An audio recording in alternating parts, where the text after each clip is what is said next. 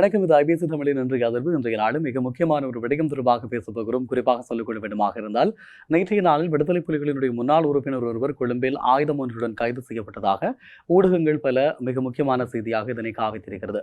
இந்த நிலையில் இந்த விவகாரம் தொடர்பாக நாங்கள் சற்று ஆழமாக ஆராய இருக்கிறோம். குறிப்பாக ஊடகங்களில் வெளியான தகவல்களின்படியாக புனர்வாழ்வு பெற்ற விடுதலை புலி உறுப்பினர் கொழும்பில் துப்பாக்கியுடன் கைது.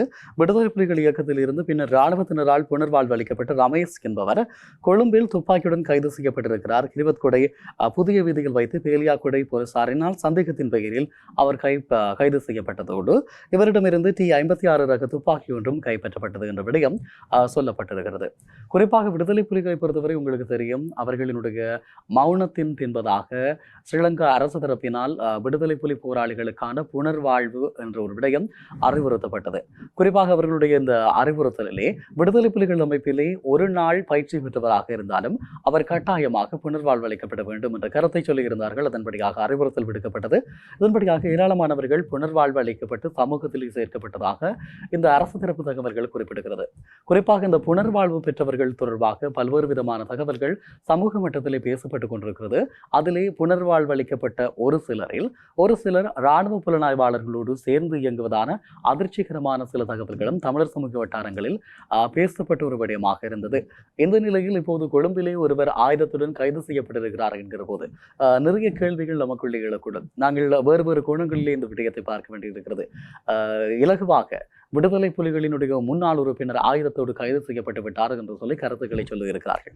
குறிப்பாக இந்த விவகாரம் தொடர்பாக நாங்கள் நோக்க வேண்டிய மிக முக்கியமான ஒரு விடயம், விடுதலை புலிகளினுடைய உறுப்பினர்கள் ஆயுதங்களோடு நடமாடுகிறார்கள் என்ற கருத்துக்கள் எந்த அளவுக்கு நடைமுறைக்கு சாத்தியம் என்ற ஒரு கேள்வி இருந்து கொண்டிருக்கிறது. அப்படியாக பார்க்கிற போது இந்த 16 ஆண்டுகளில் விடுதலை புலிகள் அவர்களுடைய ஆயுதம் மௌனிக்கப்பட்ட என்பதாக எந்த விதமான ஆயுத ரீதியான செயற்பாடுகள் அல்லது இலங்கைக்குள் விடுதலை புலிகளினுடைய செயற்பாடுகள் இருப்பதாக எந்த விதமான ஆதாரங்களும் இருந்ததில்லை. விடுதலை புலிகள் அமைப்பு ஆயுத ரீதியாக மௌனிக்கப்பட்டது என்பதாக இப்படியான கருத்துக்கள் அடிக்கடி இராணுவ புலனாய்வு கட்டமைப்புகளால் அவிழ்த்து விடப்படுவதான ஒரு செய்தி இருந்து கொண்டிருக்கிறது. இந்த விடயங்கள் தொடர்பாக சற்று நாங்கள் ஆழமாக பார்க்கிற போது புனர்வாழ்வு அளிக்கப்பட்டவர்கள் இராணுவ புலனாய்வாளர்களாக செயற்பட்ட தடயங்களும் சான்றுகளும் பலரால் பேசப்படுகின்ற ஒரு விடயமாக இருக்கிறது.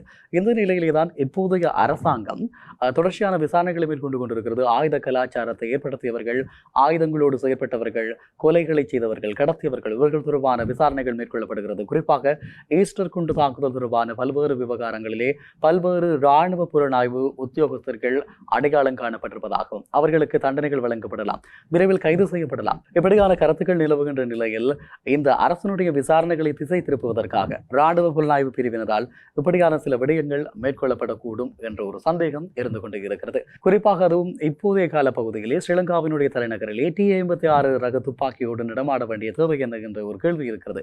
ஆக இராணுவ புலனாய்வாளர்களாக செயற்பட்டிருக்கக்கூடிய முஸ்லிம் தமிழ் ஆயுத குழுக்களுக்கு தாராளமாக ஆயுதங்கள் வழங்கப்பட்டது உங்கள் எல்லோருக்குமே தெரியும்.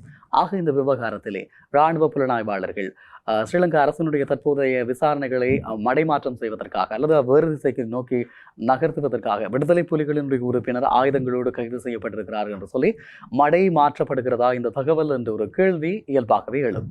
ஆகவே இந்த விவகாரம் தொடர்பான உண்மையான விடயங்கள், இந்த கைதுக்கு பின்னாக இருக்கக்கூடிய முரண் தொடர்பாகவும் அவர் யார், எந்த செயற்பாட்டிற்காக இந்த ஆயுதங்களை வைத்திருக்கிறார் என்பதனை அரசும் காவல்துறையும் தெளிவுபடுத்த வேண்டிய தேவை இருந்து கொண்டே இருக்கிறது என்பதனை சொல்லிக்கொள்ளலாம்.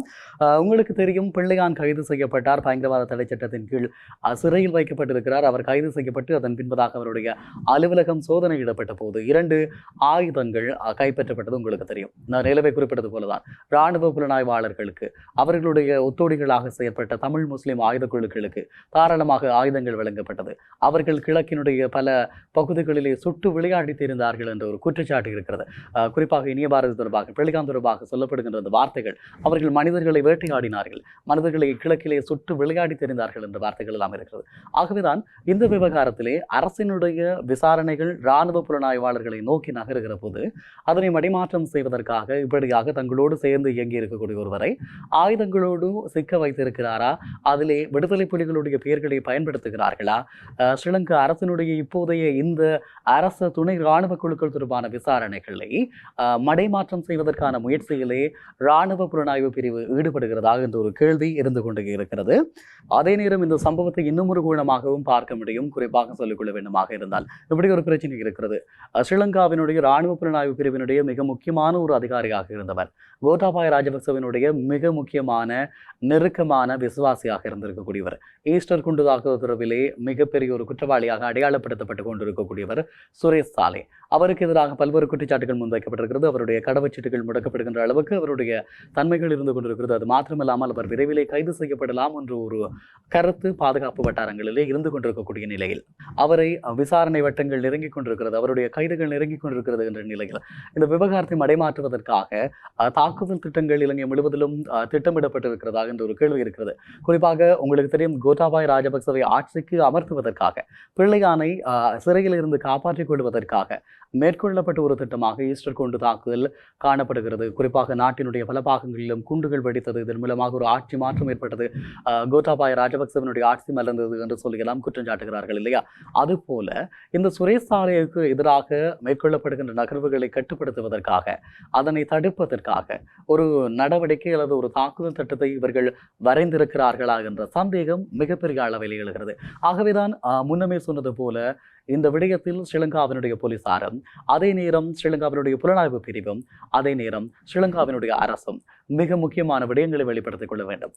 இந்த தாக்குதல் திட்டம் உண்மையாக இருக்கிறதா, அல்லது இந்த நபர் ஏன் கைது செய்யப்பட்டிருக்கிறார், இவர் ஏன் ஆயுதங்களோடு கொழும்பில் நடமாறுகிறார், இவர் யார், இவருடைய பின்னணி என்ன, இந்த விடயங்கள் தொடர்பாக பேச வேண்டும். இந்த நிலையில் இந்த விவகாரம் தொடர்பாக விடுதலை புலிகளினுடைய முன்னாள் உறுப்பினர்கள் அதே நிலைப்பாட்டோடு இருக்கிறார்களா, இல்லை அவர்கள் அரசோடு சேர்ந்து இயங்குகிறார்களா என்ற கேள்விகள் எழுகின்ற போது அரசு புலனாய்வு கட்டமைப்புகளிலே அங்கமாக அவர்கள் செயற்பட்ட சில சம்பவங்களும் பதிவாகி இருக்கிறது. ஆகவேதான் விடுதலை புலிகளினுடைய பெயரில் இந்த விவகாரத்தை தள்ளி இதன் மூலமாக மாற்று முடிவுகளை எடுக்க முனைகிறதா என்ற ஒரு கேள்வி இருந்து கொண்டிருக்கிறது. ஆக மீண்டும் மீண்டும் வலியுறுத்தக்கூடிய விடயம், இந்த விவகாரங்களினுடைய உண்மைத்தன்மைகளை வெளிப்படுத்த வேண்டியது அரசினுடைய கடமையாக இருக்கிறது.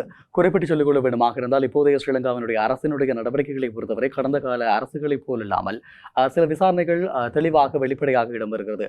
காவல்துறையினருக்கான அதிகாரங்கள் வலுவாக சுதந்திரமாக வழங்கப்பட்டிருக்கிறது. கைதுகளுக்கான அதிகாரங்கள் வழங்கப்பட்டிருக்கிறது. இவர்கள் விசாரணைகளை மேற்கொள்கிறார்கள். ஆகவே முடிவுகள் வரப்போகிறது, முடிவுகள் கிடைக்கப் போகிறது என்ற நிலையில் இப்படியான நகர்வுகள் மேற்கொள்ளப்படுகிறதாக இருந்தால், அரசு சரியான பாதையில் பயணிக்கிறது, உண்மைகளை கண்டறிவதற்காக நகர்கிறது, காவல்துறைக்கு சுதந்திரமான விசாரணைகளுக்கான அதிகாரங்களை வழங்கி இருக்கிறது என்று சொன்னால், நிச்சயமாக இந்த விடயங்கள் தொடர்பான தகவல்களும் வெளிச்சத்திற்கு வரும் என்பதுதான் மிக முக்கியமான விடயம். ஆக மக்களுடைய எதிர்பார்ப்பும் இதுவாக இருக்கிறது. மக்கள் உண்மைகளை எதிர்பார்க்கிறார்கள், உண்மைகள் கண்டறியப்பட வேண்டும் என்று நினைக்கிறார்கள். ஆகவே மக்களுக்கான உண்மைகளை வெளிப்படுத்துகின்ற அரசினுடைய செயற்பாடாக இது இருந்தால், இந்த T-56 ரக துப்பாக்கியும் புனர்வாழ்வளிக்கப்பட்ட முன்னாள் போராளியினுடைய நகர்வுகள் தொடர்பாகவும் சரியான விளக்கங்களை அரசும் பொதுமக்கள் பாதுகாப்பு அமைச்சரும் புலனாய்வாளர்களும் அதே நேரத்தில் போலீசாரும் வெளிப்படுத்த வேண்டிய தேவை இருக்கிறது என்று சொல்லிக் கொள்ளலாம். ஆக இவர்கள் திட்டமிடுகின்ற ஏதோ ஒரு திட்டத்திற்காக விடுதலை புலிகளினுடைய பெயர்களை பறிக்கடாவாக்க பார்க்கிறார்களா? இதன் மூலமாக வடக்கு கிழக்கில் இருக்கக்கூடிய வாழக்கூடிய இளைஞர்கள் மீண்டும் குறிவைக்கப்படக்கூடிய சாத்தியம் இருக்கிறது.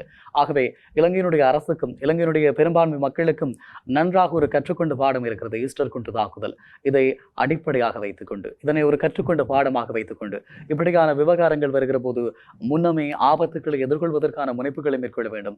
இதன் மூலமாக உண்மைகள் கண்டறியப்பட வேண்டும். மீண்டும் இந்த நாட்டில் ஒரு கொலை கலாச்சாரமும் துப்பாக்கி கலாச்சாரமும் ஏற்பட்டுவிடக்கூடாது என்பதுதான் பெரும்பாலான மக்களுடைய எதிர்பார்ப்புகளாக இருக்கிறது. நான் முன்னமே குறிப்பிட்டது போல கிழக்கிலே ஒரு இருண்ட யுகத்தை அனுபவித்த மக்கள் அதிலிருந்து விடுபட்டு விட்டதாக நம்புகிறார்கள். அது உண்மையாக இருக்க வேண்டும். தொடர்ச்சியான விசாரணைகள் இடம்பெற வேண்டும். நீதிகள் நிலைநாட்டப்பட வேண்டும். ஆகவே அரசு தரப்பினுடைய விசாரணைகளிலே தான் முழுவதும் தங்கியிருக்கிறது என்ற விடயத்தை சொல்லிக்கொள்ளலாம். வடக்கு கிழக்கிலே இருக்கக்கூடிய அப்பாவை இளைஞர்கள் மீளவும் குறிவைக்கப்படுவதற்கு இந்த அரசு அனுமதிக்காது என்ற நம்பிக்கையோடு இருக்கக்கூடிய ஒவ்வொருவருக்குமாக அந்த நம்பிக்கைக்கு ஏற்றாற் போல இந்த விவகாரத்தில் மறைந்திருக்கக்கூடிய மர்மங்களை வெளிப்படுத்த வேண்டும் என்பதனை இந்த நேரத்தில் பகிர்ந்து கொள்கிறோம். உண்மைகள் புனிதமானவை என்று சொல்லுவார்கள். ஆகவே உண்மைகள் கண்டறியப்பட வேண்டும், உண்மைகள் நீதி நிலைநாட்டப்பட வேண்டும் என்பதிலே அனைவரும் கவனமாக இருக்க வேண்டும். ஆகவே யாரும் யாருக்காகவும் பலிக்கடா ஆக்கப்படக்கூடாது என்பதுதான் இந்த நேரத்தில் இருக்கக்கூடிய வினயமான வேண்டுகோள். இப்போது கொழும்பிலே கைது செய்யப்பட்டிருக்கக்கூடிய நபர் தொடர்பான சரியான விளக்கங்கள் வழங்கப்பட வேண்டும். அது மாத்திரமல்லாமல் இட்டுக்கட்டப்படுகின்ற கதைகளின் மூலமாக மாற்றங்களை ஏற்படுத்தி தங்களை விடுவித்துக் கொள்வதற்கும், தங்களுக்கு எதிர்கொள்ளக்கூடிய ஆபத்துகளை தவிர்த்துக் கொள்வதற்கும், தங்கள் மீது விடுக்கப்படுகின்ற கைதுகள் அல்லது சட்ட ரீதியான நடவடிக்கைகளை தவிர்ப்பதற்குமாக போடப்படுகின்ற திட்டங்கள் அம்பலப்படுத்தப்பட வேண்டும். அதற்கான சரியான நீதிகள் வழங்கப்பட வேண்டும் என்பது பெரும்பாலான மக்களினுடைய விருப்பமாக இருக்கிறது. ஆகவே இந்த விவகாரம் தொடர்பாக அரசு நீதியாக செயற்படுகிறது என்று சொன்னால் நிச்சயமாக இது தொடர்பான நீதியான முடிவுகள் வெளிவரும். உண்மைகளுக்காக காத்திருக்கிறோம். நன்றி. நாளை மற்றொரு இன்றைய அதிர்வினூடாக உங்கள் அனைவரையும் சந்திக்கிறேன். அதுவரை வணக்கம்.